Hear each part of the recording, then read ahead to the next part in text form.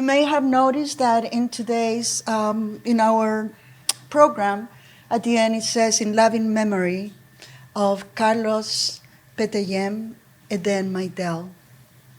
So allow me to please take just a few minutes to share with you the importance of remembering Carlos. So Carlos, I met him in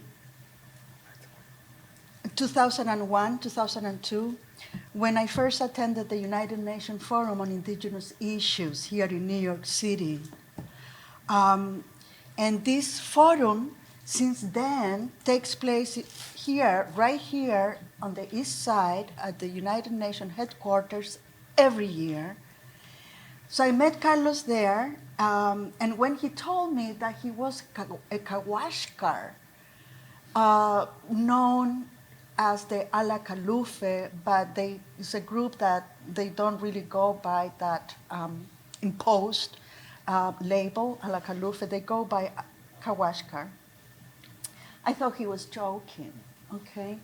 The Kawashkar are one of the groups in the southern part of Chile that are undergoing a process of extinction. Carlos died March 5th in the Bronx. It's a long story why and how a Kawashkar from the southern part of Chile died here in New York City, okay? So Carlos' group is from the southern tip of the world, really. Estrecho de Magallanes, Punta Arenas, and this group, the Kawashkar, are still known as being the nomads of the sea. And something really interesting happened as I was, thinking about how to best approach this memoriam that I'm doing for Carlos. I thought that I was going to ask you to Google the nomads of the sea, and actually what comes up is a highly expensive tour around this area called the nomads of the sea. So talking about, colonialism and co-opting, right, indigenous people's identities. Carlos' story and the story of his people really speaks to that, right? So they were nomads of the sea. They would go around the canals in their boats, right? And when I met Carlos, there were about 18 people left. Since then, and with Carlos passing, I'm not sure that there are more than 2 people left. So what you are witnessing right now is a piece of humanity that is dying. There are second, third, fourth generation, but these were pure blood, Kawashkar.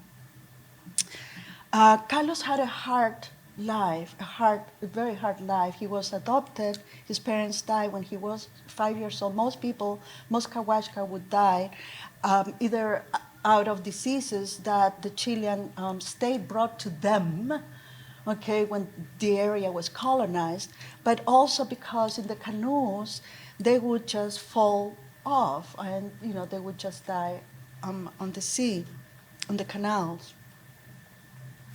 He was from Puerto Eden, but he also calls it Jakarta. That's the Kawashkar name for Puerto Eden. I'm not sure the number of people who live there today, but there are quite a few families, a school, and I think there is a library. I think there is a healthcare, not a hospital, but at least they have something, right?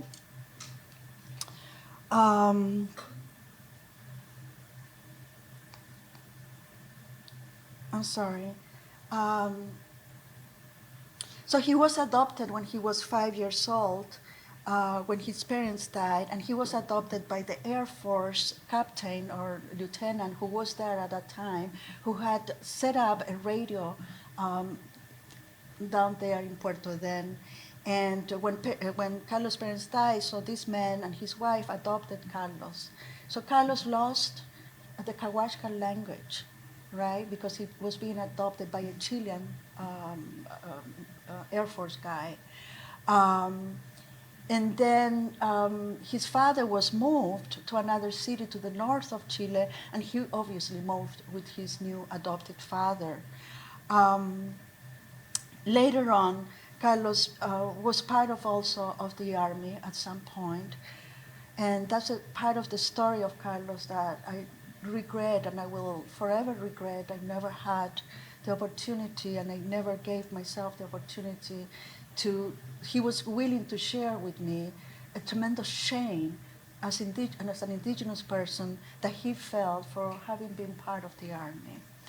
He knew obviously that I'm a military sociologist, interdisciplinary. So after he goes to, he's 18, 19 years old, and he goes into the army a few years, but soon realizes that, that's not his thing. And at that point, he joins the revolutionary movement in Chile that was, there is already the General Pinochet dictatorship, and Carlos joined the resistance against Pinochet, and to escape detention, because he knew he was being persecuted, he was able to flee into Argentina, where there was another military dictatorship, and he was detained, tortured, he lost his hearing, and I believe that it was the Red Cross International who took Carlos from Argentina into the United States. And since then, Carlos lived here, then moved to New York, and he became a very powerful voice for indigenous peoples at the United Nations. And losing Carlos is a very big loss for me because, as I said, despite all the hardships, and as you saw his picture, Carlos was a very sweet man, okay? And I want to remember him like this and in no other way, because there are already a lot of pictures about him, floating around on social media, depicting him and representing him as someone whom I don't recognize, okay? So I just wanted to share with you the story, and you can Google him. Carlos' group has been named and identified as a treasured, human treasure by the UNESCO, the United Nations Patrimony Heritage Organization, because they are a group in extinction. Okay. Just one more thing. From Carlos' group, at some point in the early 19th centuries, his group members of his groups were kidnapped and showed in exhibitions as human zoos in France and other parts of Europe. So I guess you can say that Carlos was lucky that didn't have to suffer that trauma of being exhibited as animals. Right? Carlos was very conscious about his hardships, as I said. But the incredible thing about him was that there was no resentment. He was at peace. He was at peace all the time. He was a very calm man, and but he was a political man above all. Everything about Carlos' conversations between us for so many years was about politics. He died pretty much alone, very abandoned, in the nursing home in the Bronx. And he was very adamant to get some response from the Chilean state to provide help for the elderly Kawashkar in Chile. He never asked anything for himself. And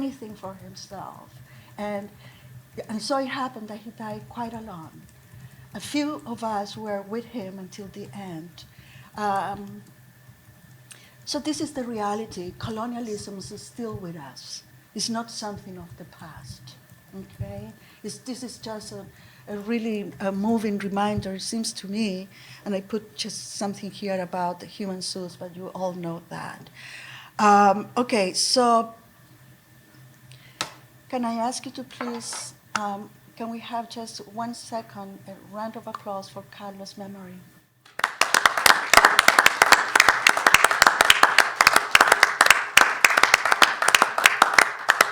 Thank you so much. This is very important to me.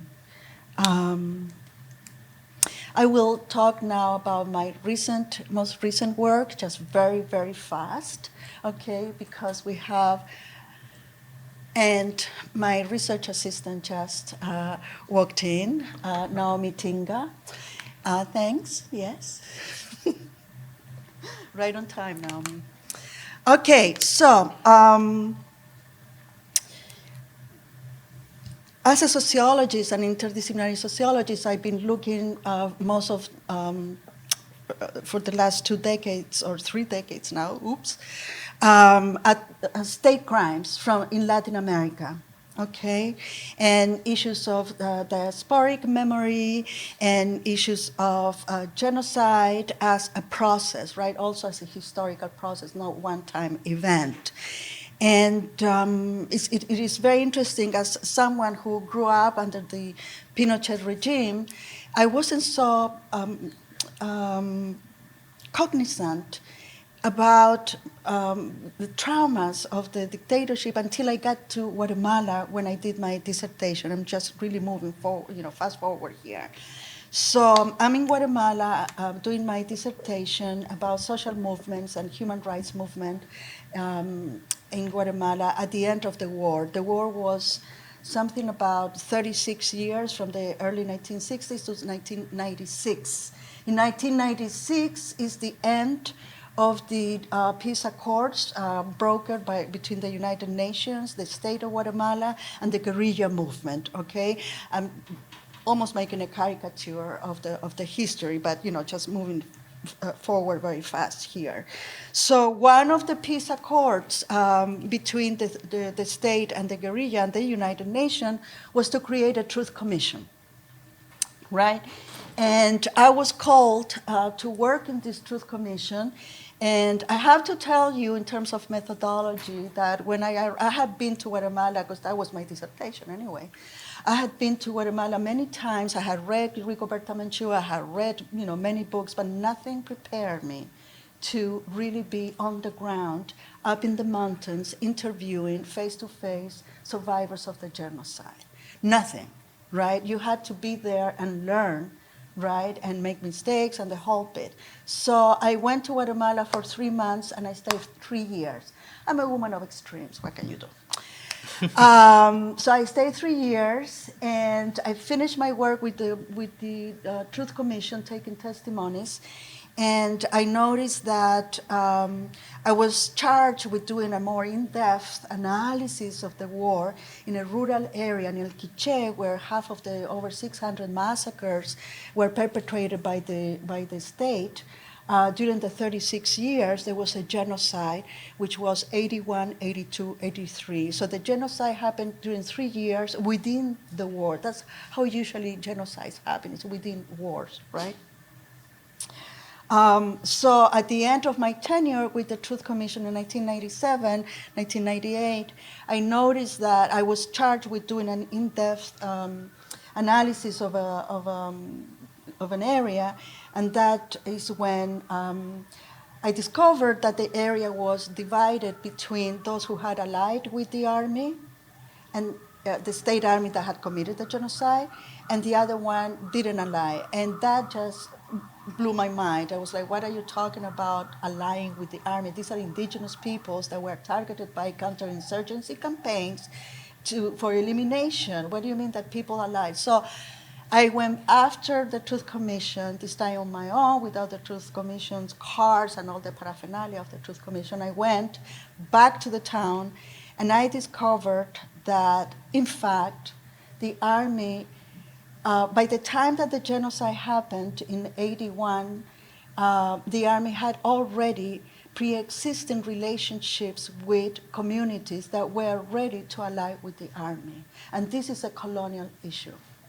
all right? This is a colonial legacy because they're now speaking about criminologies and the criminology of war and the criminology of the military. For some reason, there is very little research within criminology on the army, on the military, okay? I have an idea. I'm writing about it. We can talk later if you want. But mainly, here what we're talking about is the military as one of the pillars of colonialism being sustained and being perpetuated, and it has the enormous capacity to reinvent itself. Right? When you look at military journals in Guatemala, you see that the army hates indigenous peoples. They write it. They say it. They say that indigenous peoples are the obstacle for civilization. They are good for nothing. They are lazy. They are this and that. However, during war situations, the army rehabilitates, strange word, let me try. The army reabsorbs the indigenous identity as a warrior, okay? So this picture to me really represents, this is the reserve army from the area where I did my specific study.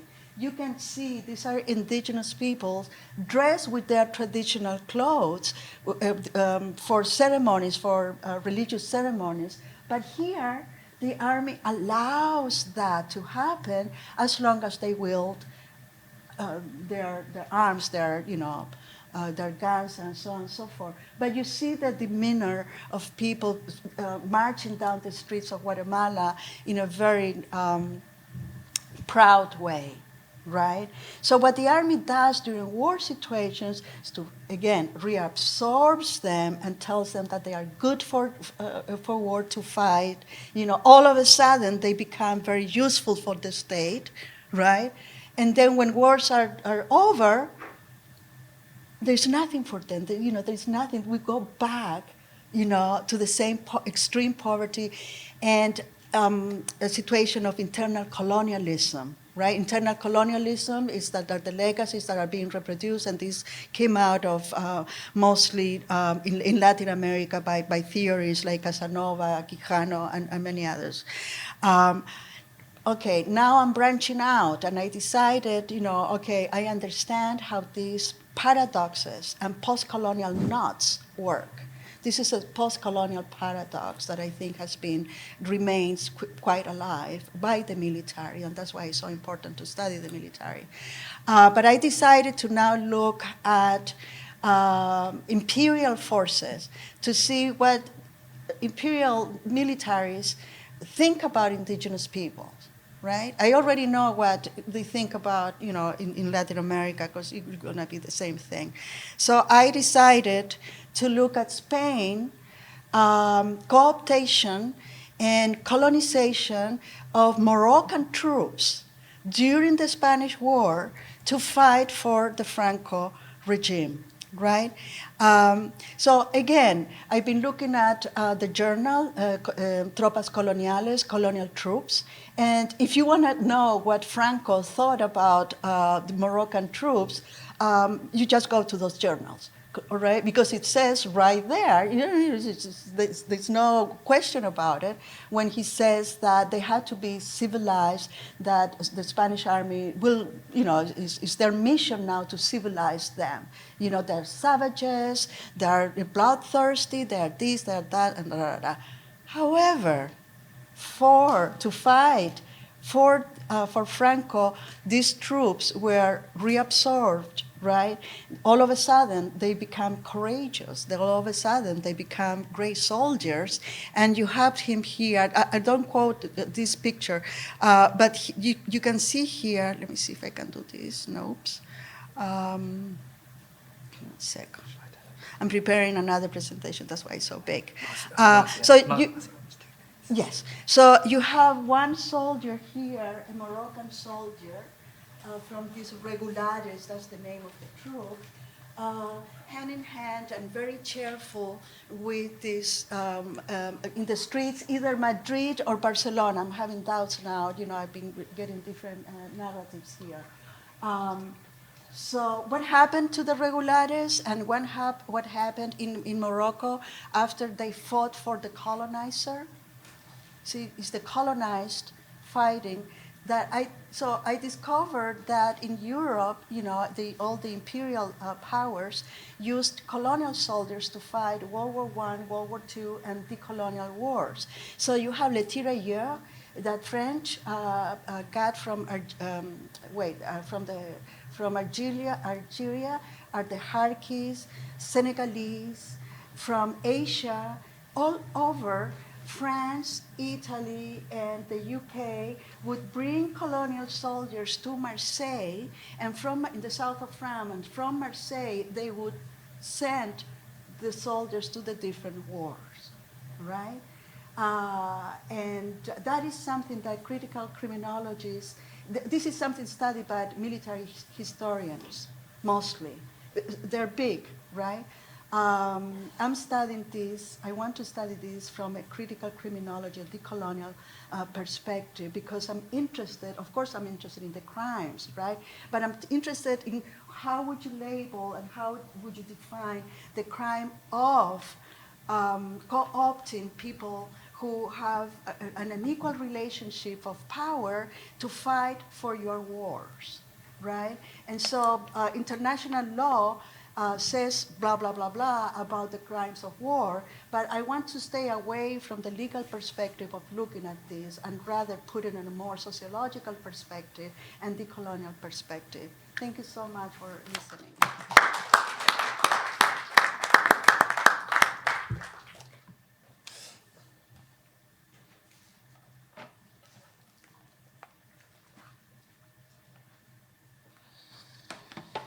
Thank you, Marcia. And actually, my presentation runs quite seamlessly from your... Wait.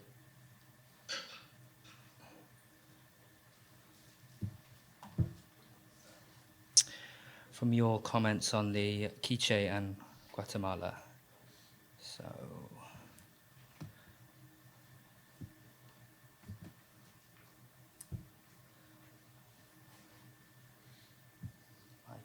trusted timer, the unfortunate tool of colonialism. I'm bringing it back, folks, sorry.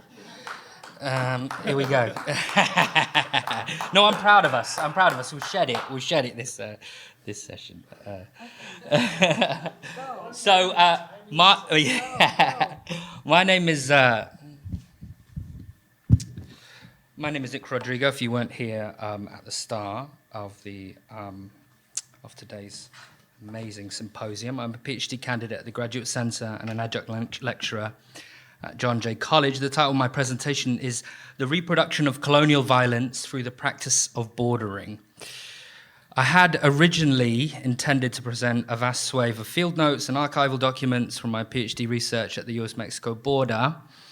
I spent the summer of 2022 conducting participant observations with the humanitarian group Humane Borders and some other ones, providing relief to water stations along migrant trails throughout the Sonoran Desert, just south of Tucson, Arizona.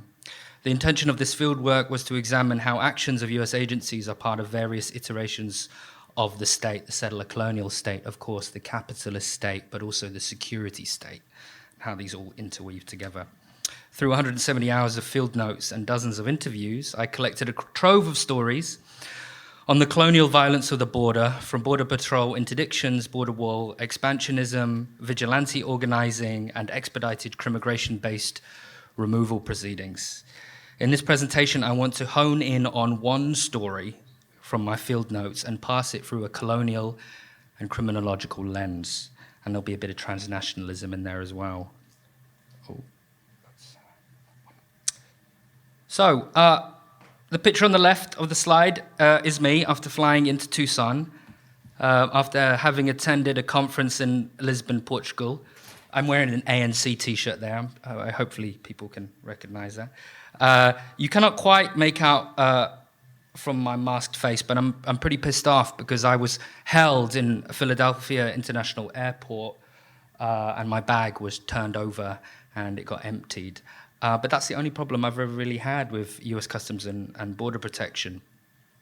The photo on the right tells a completely different story. It is the photo of a shadow of a young Guatemalan man I came into contact with along the Ruby Road, just south of the border town of Arivaca in Tucson. I was accompanying Humane Borders on a water drop at one of their routes, a well-known but remote migrant trail that leads into Sonoran, the southern Tucson sector, but is well known for migrant deaths. The young man, for the purposes of this presentation, I will call him Danny, flagged down our car and burst into tears when we stopped. Breathless, he told us that he had crossed the border some 2 days earlier and had been separated from his group. It was mid-August, so it was not as hot as the high season when it can reach 120 degrees in the middle of the day, and there had been some rain, but he was certainly weak and in shock. 800 bodies in various levels of decomposition, that means they might not have died last year, were found last year in Arizona alone. And no one knows really how many have died since the hypermilitarization of the border started in the 90s under prevention through deterrence. After we listened to Danny plead with us that he's not a gang member and that he was trying to make a living for his children back in Guatemala, he asked for Border Patrol to be called. This was the only option left open to us, and although I would have loved to have driven him to Tucson and given him a bus ticket to wherever he wanted, such an act is tantamount to people smuggling and comes with a stiff federal charge. As we waited, Danny spoke to us, translated by my colleagues, I don't speak Spanish, as you'll find out, about his life back in Guatemala. He was from the highlands, had 2 daughters, and earned very little money. His first language was Quiché, and actually that was picked up by the translator through his broken English. And he'd come to America because his life in Guatemala was very bad economically. As we saw Border Patrol trucks arrive, we said a little prayer with John Hyde, a veteran of Humane Borders, and the driver. And then something happened that I did not expect. The Border Patrol agent popped out the car, and he walked over to me, and he started speaking to me in Spanish. Now, in the middle of August, I'm a lot darker. My Singaporean roots come out. I was also wearing camouflage-type clothing. Similar, when migrants come over the border, they also wear camouflage clothing to hide from the powerful cameras. He came over to me, and he spoke Spanish. I said to him in a very thick British accent, maybe I'm losing it. I said, I don't speak Spanish, mate. And he stopped, he paused, he looked at me, went very sheepish, and continued to interrogate Danny. Standard operating procedure. I got in the car and I said to John, who was driving, what did he say to me? He said, they were asking you if you had any weapons, if you had anything on you. Now, I think that is the crux of my presentation in the sense that how and why I avoided further scrutiny, despite there being ample grounds for further interrogation, is at the heart of this interaction and the mechanism of colonial othering which exists there. In order to understand it, we must go to the foundational understanding of the border in American political thought, which is our old friend, Frederick Jackson Turner. For the first half of the 20th century, the US-Mexico border was defined by Frederick Jackson Turner's frontier thesis, through which European expansionism into the interior of North America constituted the building blocks of US democracy. This is where US democracy would be built, this new Jerusalem on the hill, right? Theodore Roosevelt would contend that the frontier's contribution, on the other hand, contributed to American development through conquest and expansionism defined by racial warfare. Whilst for Turner, the heroes of the westward expansion was the yeoman farmer, this terra nullius being reconstructed for the American dream, Roosevelt noted that it was the hunter and the Indian fighter. Turnerist history, despite its obfuscation of the violent conquest inherent in the creation of the frontier and the omission of those communities who suffered most from this violence, had a hegemonic impact on the general history of the border up to the 1960s, and both of them played a very important role in the American imperial project and the exportation of manifest destiny outside of the borders of the United States. So yeah, what happened when Manifest Destiny reached the Pacific coast and the Mexican border? Well, its violence was exported. Over the late 1800s and into the early 20th century, the US conquered lands in the Pacific and the Caribbean, and when such an act of aggression became taboo to the international world order, it began to export imperial violence through armed intervention, economic restructuring, and financial dominance. Manifest Destiny would turn to American imperialism, and Danny's home country, Guatemala, would be a target for the temerity of being located near the US and seemingly flirting with communism, suffering under, of course, a brutal US-backed military junta. The Quiché people and other Mayan people would suffer from state-sanctioned genocide armed and funded by the United States to the tune of about 300,000 in the Guatemalan genocide. The numbers don't really matter, but I'm a stickler for it. Over 200,000.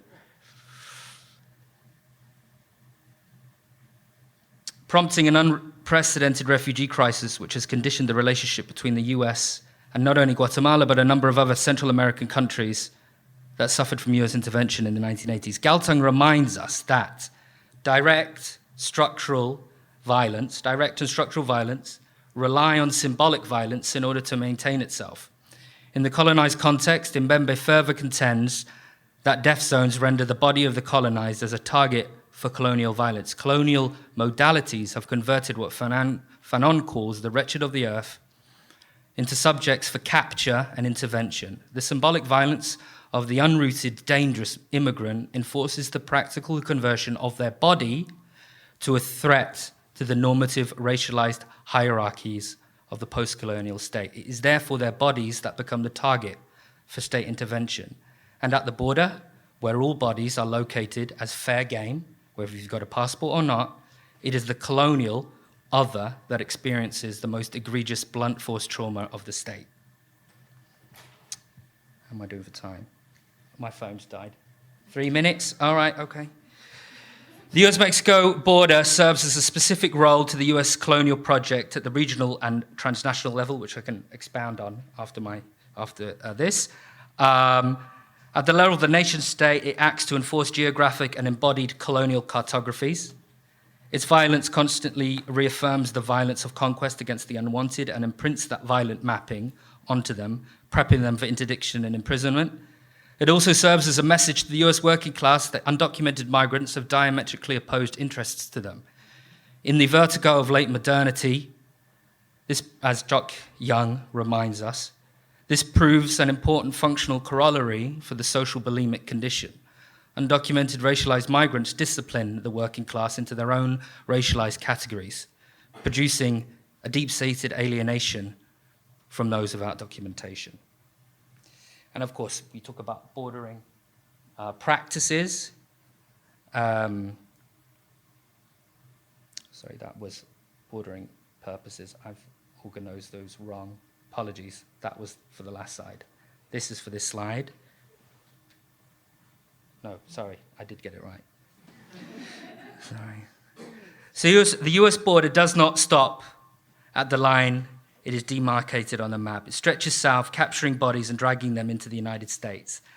But it's within its spatial ordering at the US-Mexico border that it has its specific racialized impact, intermingling time-tested colonial logics with modern technologies.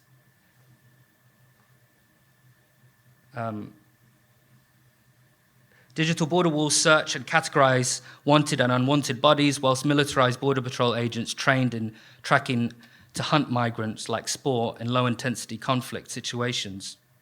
Colonial logics of saving the other from themselves also inform a humanitarianism at the border, where the state also presents itself as intervening therapeutically to provide reprieve from the very victims of their own creation. And finally, the borderlands is also the area where the most brutalized form of crimigration operate. This is the increased amalgamation of criminal justice and immigration enforcement procedures. Undocumented migrants that are detained in the borderland are removed expeditiously, often through mass trials like Operation Streamline and the post-COVID flip-flop cases. So just to conclude, yeah, I'm there. The revenge of the frontier. Is the frontier staging a vengeance? Well, this is an open question, really. The US-Mexico border is a major component in the American story, as important as any major event or phenomenon or ongoing structure. But it is also a space of unfulfilled conquest. Unfulfilled conquest denotes that there is still a struggle going on there, not only from indigenous groups that bite back against federal encroachment onto their land, but also the actual act of crossing the border, act of uncaptured labor, cannot be stopped by these pathetic walls or these pathetic border patrol agents. And so the revenge of the frontier might be being mounted, but it is bound to fail. The border is a dynamic, ever-moving social phenomena that forms part of a broader chain of state power, power that is executed against all of us, citizen or immigrant. And so the one thing I hope you take from this presentation is that bordering violence is something you're all experiencing. If you were born in the United States, or if you immigrated with an F1 visa like me, or if you're undocumented. And that involves solidarity rather than charity in order to dismantle it. And what I'm going to present is one of my line of research, which is about colonial state crime. The other topic that I usually study is the continuity and the criminalization of migrants and political dissidents in the post-fascist Spanish state. So I think that it's great, the point that Marcia made about colonialism, then returning to Spain into fascism, and then again the Spaniards colonizing in Latin America. So clearly we can see what I message there perfectly explained. Okay, so what I'm going to explain is precisely this process of the Spanish corporations in the context of the financialization of the economy, in the context of neoliberal times, how in the integration of the European Union, those former state monopolies were privatized, and from that privatization, they went to Latin America, causing terrible social and environmental harms, right? And if I have time, I will try to discuss that in relation to decolonizing criminology and why I think that this ongoing colonial situation can tell us about the colonial criminology. Okay, so obviously there's a huge debate on decolonizing criminology, and I'm quite happy that all the way in which we have discussed decolonizing criminology is from a critical way. I think it was Vico saying that there is no such thing as decolonial, but decolonizing. So it's not just an ideological turn or a cultural turn, but we need also to connect that with material practices, and those material practices are about accumulation and expropriation and exploitation.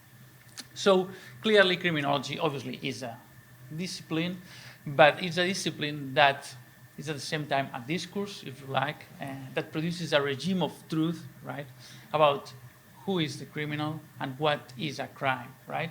And criminology has produced such discourse which is focusing all the time with the particular practices of certain social groups, but at the same time has hidden, invisibilized certain practices of those actors with more power.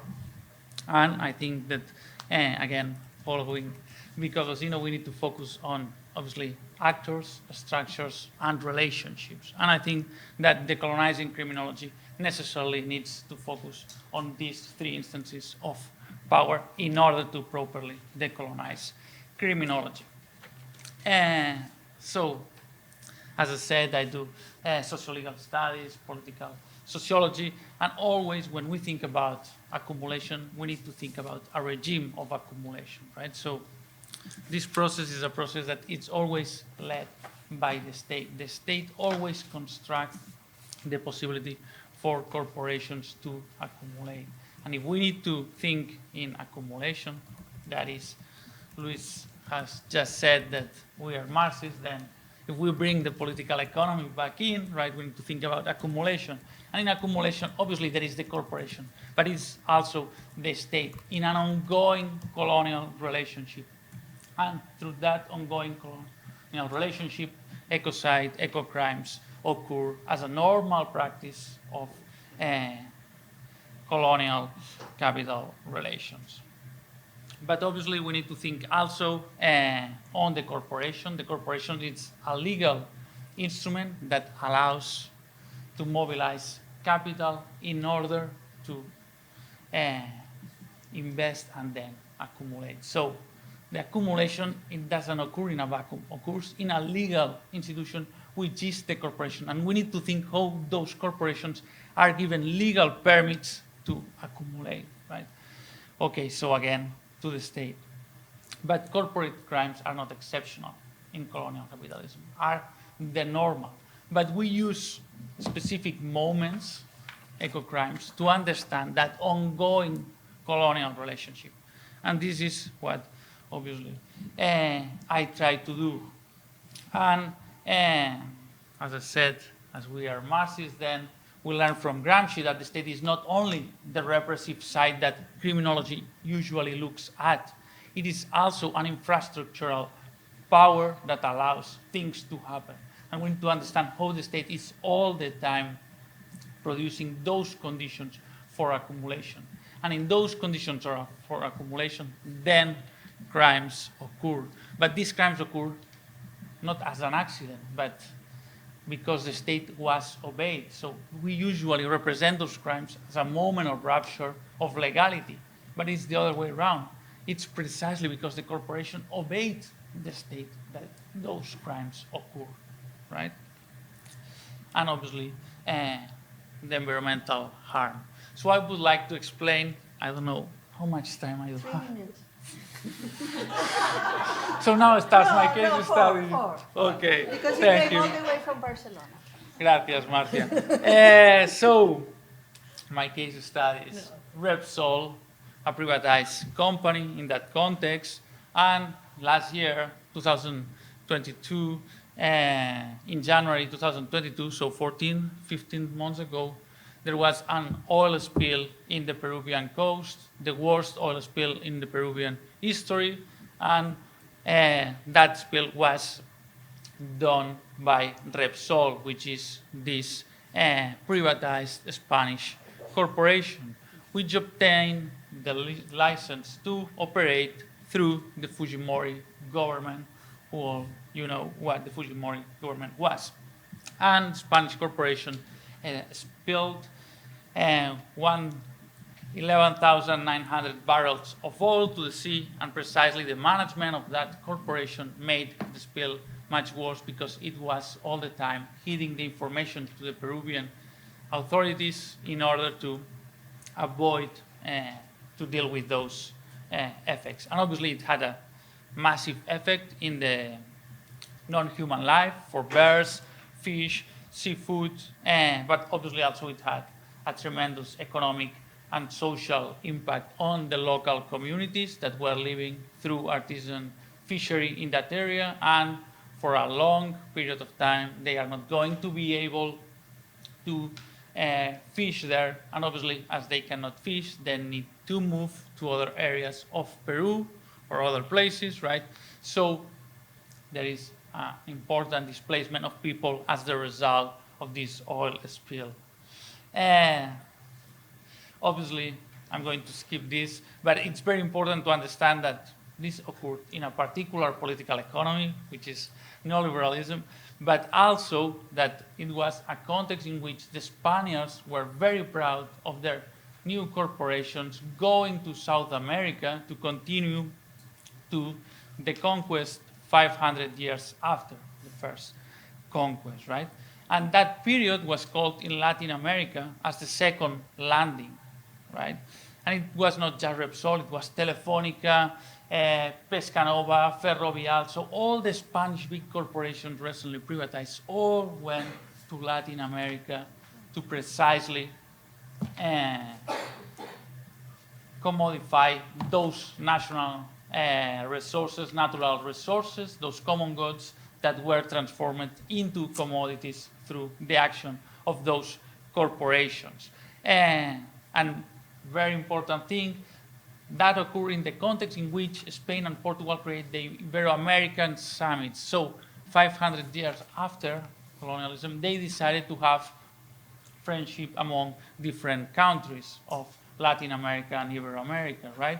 But it was 1991, so in the precise moment of the privatization and precisely the moment of financialization of the economy, in which, again, they need to jump into those countries, and they used all the resources of the state, and in the case of the Spanish state, the monarchy, actually the refinery that caused this oil spill was inaugurated by the Spanish king in 2018, Felipe VI. I don't know if you know something about the Spanish monarchy, but you can imagine. So consequences very fast.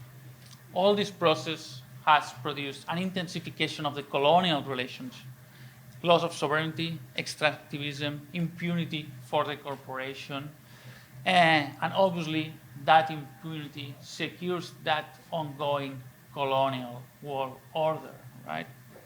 But it also produced the intensification of the capitalist social relations. So those people displaced were forced to move to other places to work in different sectors, areas, and to sell their labor force as workers, right? Obviously, the destruction of the communities has a profound also patriarchal impact, and obviously worsen the positions of women in those communities, which are in charge of the social reproduction of those communities that collapse when those crimes occur. So obviously, these colonial relationships have symbolic, ideological effects, but if we want to decolonize criminology seriously, we also need to look at material and economic effects, right? Marcia is going to kill me. I'm just going to read this. So state corporate colonial crimes should be understood as a process instead of a summation of several events. Then we can locate colonial crimes within a wider political economy, financialization, and a set of colonial relationships that relegate rights into a secondary place, that commodify those rights and sell those rights into the market, right?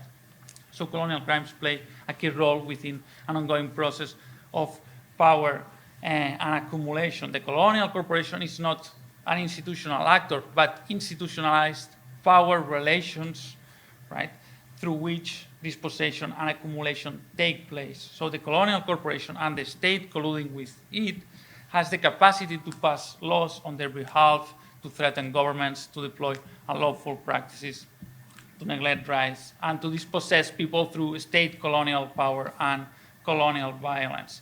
These crimes and harms are the result of the commodification of what at some point in the past were common resources. The production, distribution, and consumption of commodified oil are the underlying conditions for those crimes. Thus, if we want to challenge these crimes and the social relations that made them possible, we need to contemplate how can we sustainably manage common resources for the common good. Certainly, this is very difficult under capitalist and colonial relations. Again, state corporate crimes have to be located with an ongoing state of colonial and corporate power relations. I'm sorry that I had to run too much. Thank you.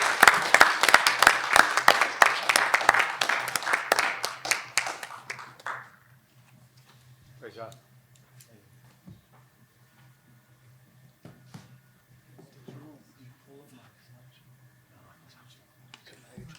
Good job. I will be quick. I will start at the end. I will start at the end. So if you could please, and I mean it. Could you please stand up and applaud? I promise. And if you like, yay! Whatever you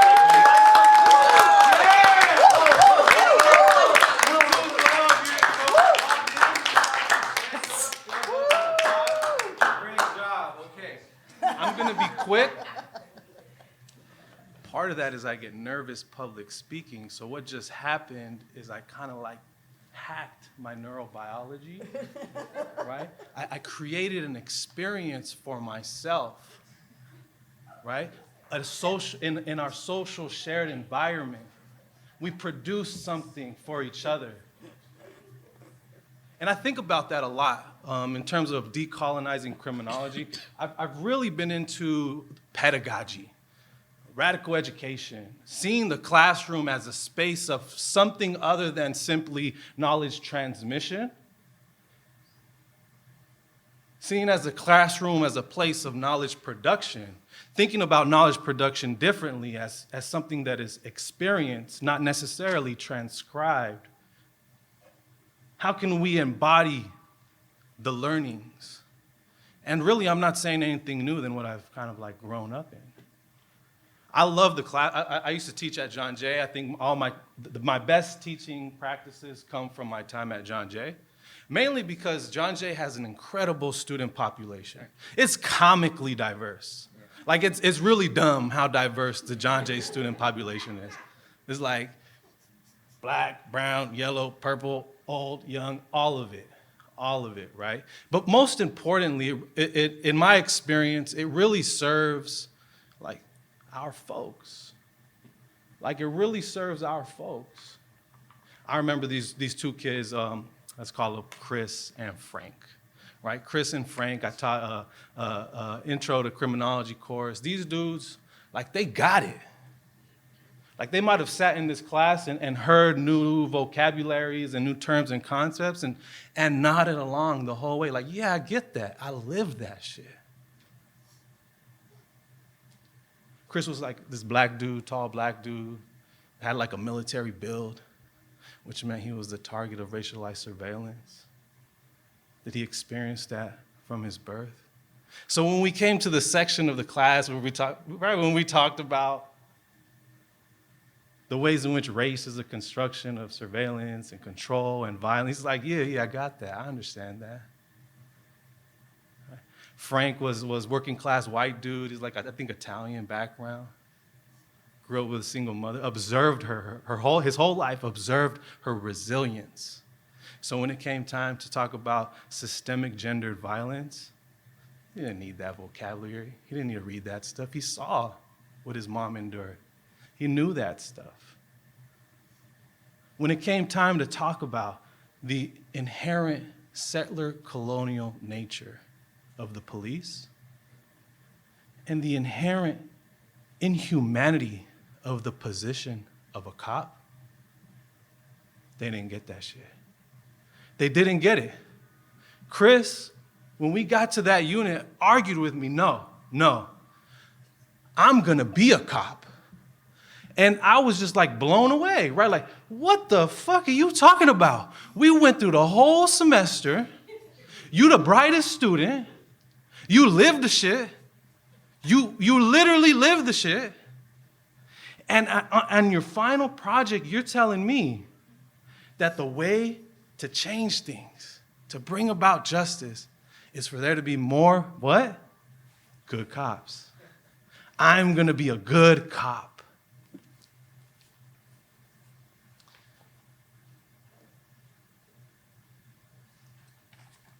That's what I've kind of been really grappling with most lately. The ways in which some of the most brightest, most critical thinking students, and that experience, that conversation doesn't just happen in university settings. It happens in communities. It happens with family members, people who get the shit, but then don't really get the shit.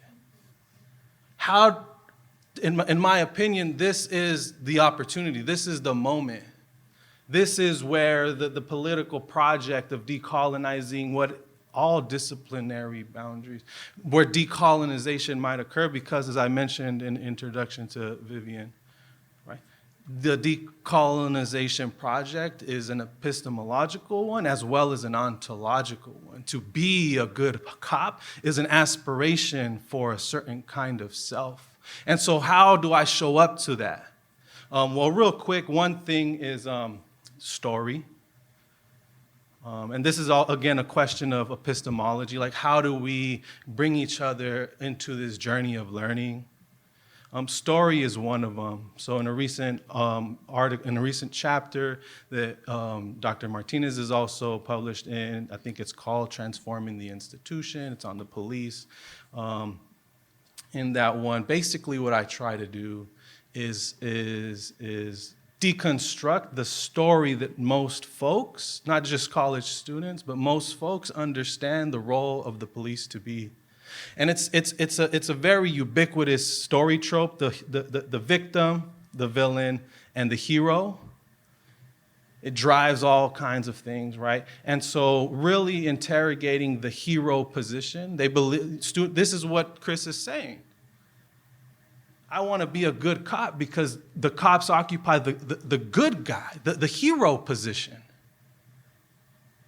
But the point is, no, they don't.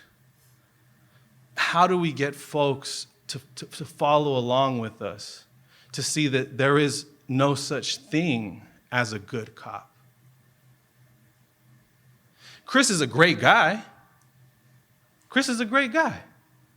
I fucks with Chris. I wish him the best, and I want him to have a meaningful, fulfilled life experience. This is what he's saying. He says, I want to be a cop, not necessarily because he wants to be a cop, but because in his worldview, this will give him a mechanism, a career trajectory to have a sense of purpose, of contribution in his community.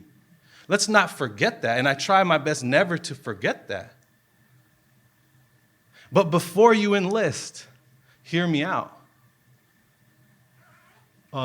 One simple way that I do that is, maybe we might call that like the grammar of decolonization. I refer to the police in the singular. The police is, rather than the police are, because it kind of piques interest. Yo, why are you saying that?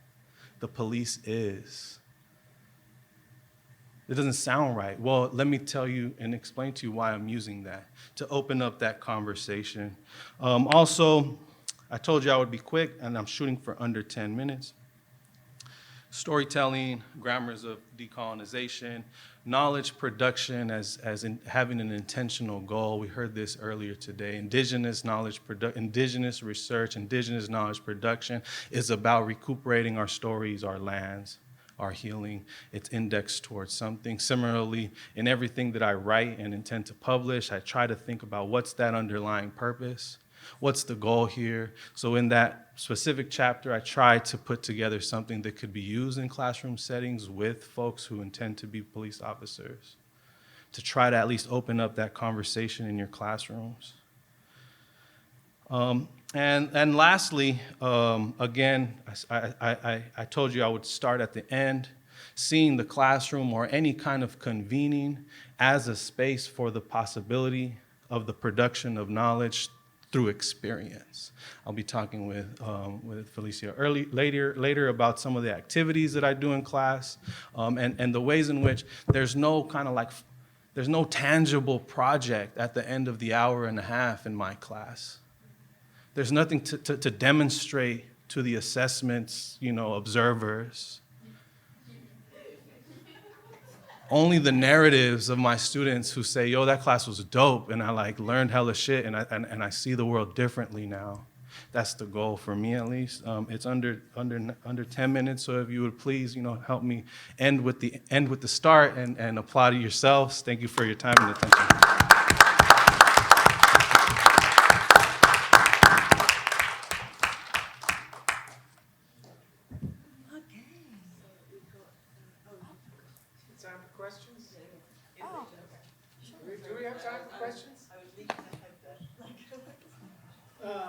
So I did not get to give my opening remarks this morning, so I was hoping to pose this question really to everybody, and so I'm certainly interested in the perspectives of folks who are in the audience who spoke earlier that I might have missed. But like so many people who are way too engaged with the news, I've been thinking a lot about these recent shootings that have happened, the last sort of 3. It's always like a trio of events. It's a very good number somehow. But these shootings that have been sort of about the very intentional taking of life in a reflexive or automatic instinct to protect what I guess is the most severe possible interpretation of private property rights. And everybody knows the shootings that I'm talking about, right? I just want to make sure that we're all on the same page here.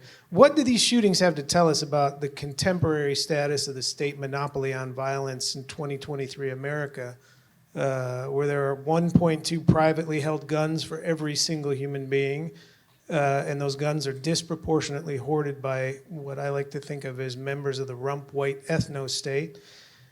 And then the second part of this question is, how do abolitionist perspectives address this dynamic where the sort of racialized, or in the terms that we're talking about today, the colonial power structure has maybe diffused this state monopoly on violence into an ethnic or racial monopoly on violence. I've been toying with the idea of a monopsony on violence or an oligopoly of violence, but we'll let the speakers think about that a little bit. What do we do as abolitionists to deal with this situation where the violent protection of racial privilege is reserved or diffused to individual holders of a right to violence rather than maybe a state monopoly on violence? Maybe Albert can take that first. I think this is most relevant. I was going for to do his the work. first. I was going to do the first one. You can take it second, Nick. Yeah, thanks for that question. If I understood it correctly, the monopoly on violence being in the hands of a certain number or small group of individuals. Yeah, I think that's an important and incredible question.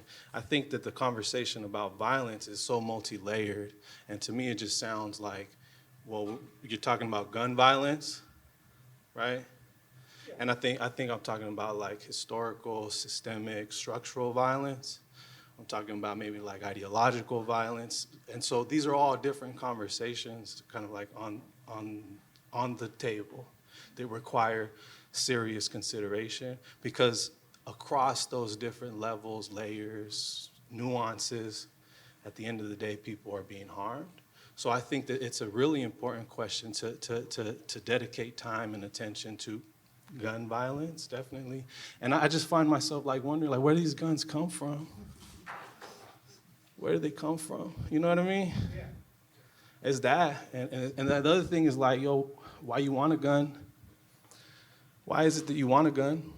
You know what I mean? And then it's like, why do you think that violence is the strategy to fulfill whatever needs that you're trying to fulfill? Or why is that the coping strategy?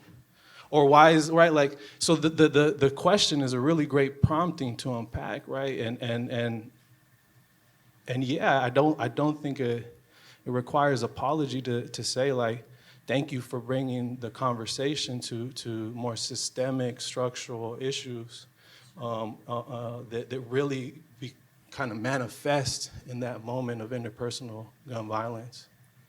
Appreciate that. Just say, one of the biggest, that's two. One of the biggest, obviously, lies in economics is trickle-down economics. Nothing really trickles down, but white supremacy trickles down in this country, and the NRA is the biggest white supremacist outfit, probably singular, identifiable, in the country. And also, the United States does whatever the fuck it wants, and when it doesn't get away with it, it uses a gun. So why are we surprised when an incel is denied what he wants, he picks up an AR-15? Why are we surprised that happens? They're being taught by the movers and shakers of this country that is how you engage in the world. The United States was built because the British weren't colonial enough. Can you imagine being out-colonized by the British? Really? It's ludicrous. No, don't take the indigenous land. We had a deal with them. Fuck you. We're going to tar and feather you and throw your tea in the Boston Harbor because we want to do it. So it's built into the DNA of this country to have guns everywhere. And it's just, can I say Saturn eats its young? Is that a good Greek reference? Maybe not. But anyway, I think that's what I have to say on that.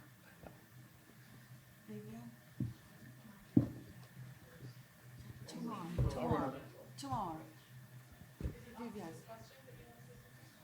Yeah. Go ahead, Vivian. Oh, well, I actually just want to say the question of why many people of color want to be police and heroism, and why white people want to have guns are related questions.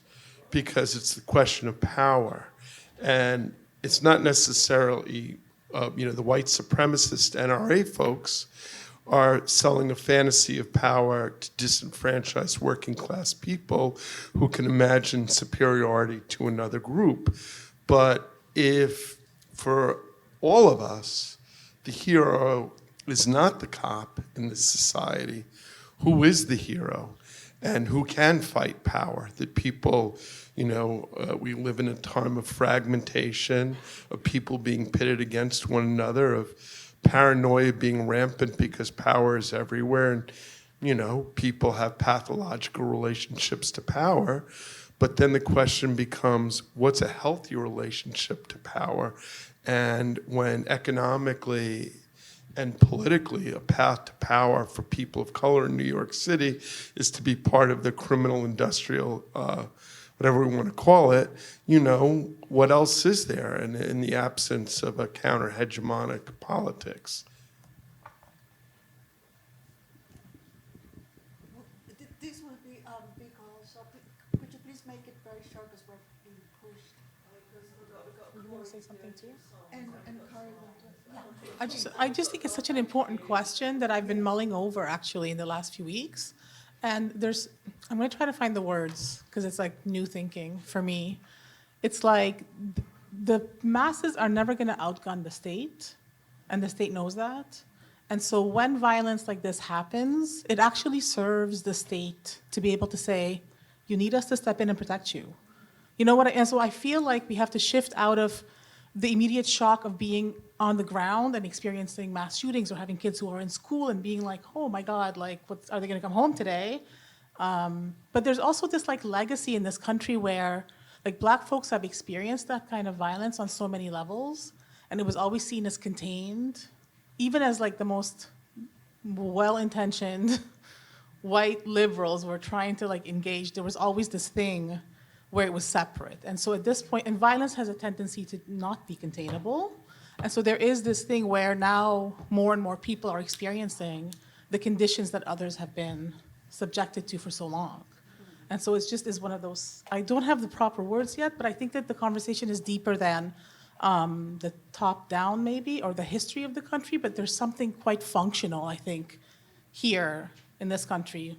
With this violence actually perpetuates the power of the country, right?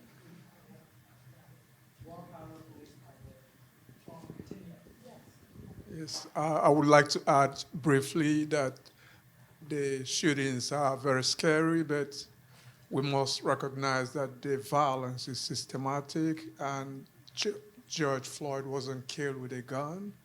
Eric Garner wasn't killed with a gun. But 100,000 people were killed with opioid overdose, and 6 million worldwide by tobacco, so that we should shift some of our attention away from crime to harm. Semiology is what they call it now, and find ways that we can reduce all those harms that are being done individually, but also by the state and by corporations in order to make life more worth living for everybody.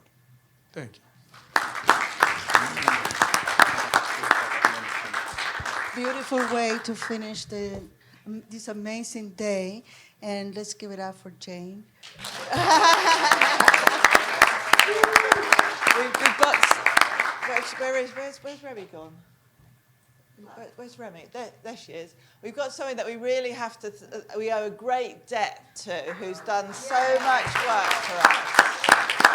She really has. She's been there all day. She's been tireless, helping us. So thank you so much. Yes. And also we need to thank Dan and the ongoing support that we've had. Couldn't have done it without you. So thank you so much. And now we can relax a bit. I think actually we could have gone on and on and on, actually, couldn't we? We just like it. Lou is going to introduce Corey, who's going to sing a few songs for us. And we've got some wine, so just help yourself. And thank you all so much for coming. Yeah, brilliant.